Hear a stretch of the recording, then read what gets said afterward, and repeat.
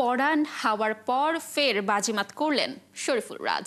বুধবার রাজধানীর বসুন্ধরা সিটিতে হয়ে গেল শরীফুল রাজ অভিনীত সিনেমা ইনসাফের বিশেষ প্রদর্শনী। এদিন এসেছিলেন সিনেমাটির কলাকুশলী সহ বিনোদন অঙ্গনের বিভিন্ন তারকা। দর্শক আরো জানাচ্ছেন আরিফ হক। অ্যাকশন ঘরানার সিনেমা ইনসাফ।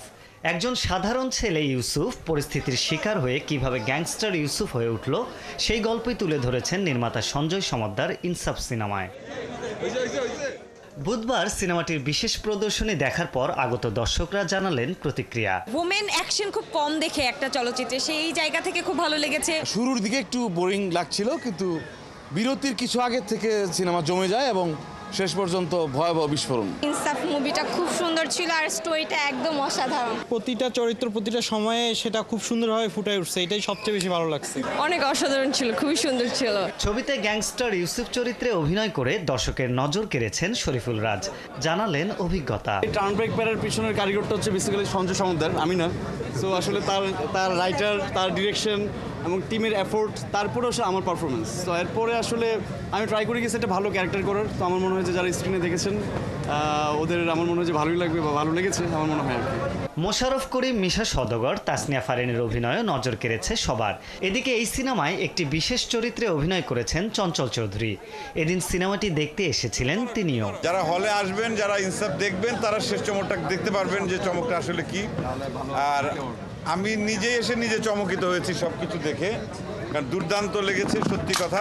ইনসাফের আগে পশ্চিমবঙ্গে মানুষ নামের একটি সিনেমা নির্মাণ করলেও নির্মাতা সঞ্জয় সমদ্দারের প্রথম বাংলাদেশি সিনেমা ইনসাফ। ছবিতে বিনোদনের পাশাপাশি সামাজিক বার্তাও দিতে চেয়েছেন তিনি। প্রত্যেকে এত আমাদের পাল্লা দিয়ে পারফরমেন্স করেছে এবং তারা থ্রু আউট দ্য ইয়ার্স বা বছর ধরে, অনেক বছর ধরে তারা বাংলা চলচ্চিত্র, বাংলা সংস্কৃতির তারা একটা বড় ঝান্ডা তাদের হাতে। তো এই মানুষগুলো যখন একসঙ্গে আমার সিনেমা হয়েছে, আই এম ভেরি প্রিভিলেজড।